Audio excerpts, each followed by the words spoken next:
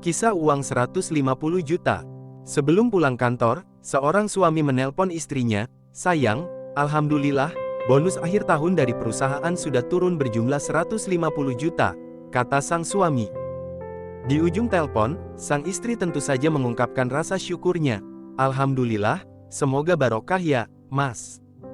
Sejak beberapa bulan yang lalu mereka sudah merencanakan membeli mobil sederhana untuk keluarga kecilnya. Dan uang yang turun itu, mereka rasa cukup pas sesuai budget.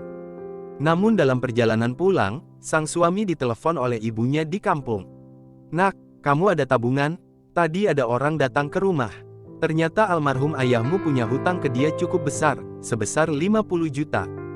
Tanpa pikir panjang, sang suami bilang ke ibunya, "Iya, Bu, insya Allah ada." Dalam perjalanan pulang ia pun sambil berpikir, "Nggak apa-apalah, masih cukup untuk beli mobil yang 100 jutaan. Mungkin ini lebih baik." Ia pun melanjutkan perjalanan. Belum tiba di rumah, HP-nya kembali berdering. Seorang sahabat karibnya semasa SMA tiba-tiba menghubunginya sambil menangis. Sahabatnya itu sambil terbata mengabarkan bahwa anaknya harus segera operasi minggu ini. Banyak biaya yang tidak bisa di-cover oleh asuransi kesehatan dari pemerintah. Tagihan dari rumah sakit sebesar 80 juta. Ia pun berpikir sejenak, uang bonusnya tinggal 100 juta. Jika ini diberikan kepada sahabatnya, maka tahun ini ia gagal membeli mobil impiannya. Tapi nuraninya mengetuk, "Berikan padanya. Mungkin kamu memang jalan Allah untuk menolong sahabatmu itu. Mungkin ini memang rezekinya yang datang melalui perantara dirimu." Ia pun menuruti panggilan nuraninya. Setibanya di rumah, ia menemui istrinya dengan wajah yang lesu. Sang istri bertanya, "Kenapa, Mas? Ada masalah?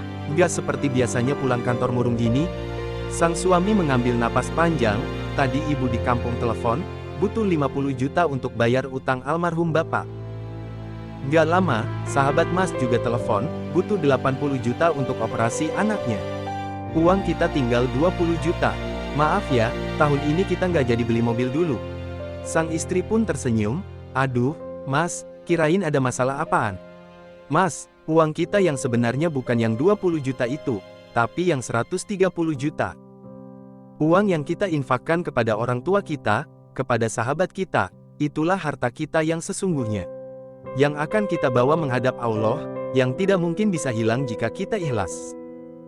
Sedangkan yang 20 juta di rekening itu, masih belum jelas, benaran harta kita atau akan menjadi milik orang lain." Sang istri pun memegang tangan suaminya, "Mas, insya Allah ini yang terbaik.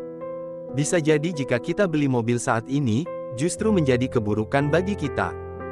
Bisa jadi musibah besar justru datang ketika mobil itu hadir saat ini. Maka mari baik sangka kepada Allah, karena kita hanya tahu yang kita inginkan, sementara Allah lah yang lebih tahu apa yang kita butuhkan."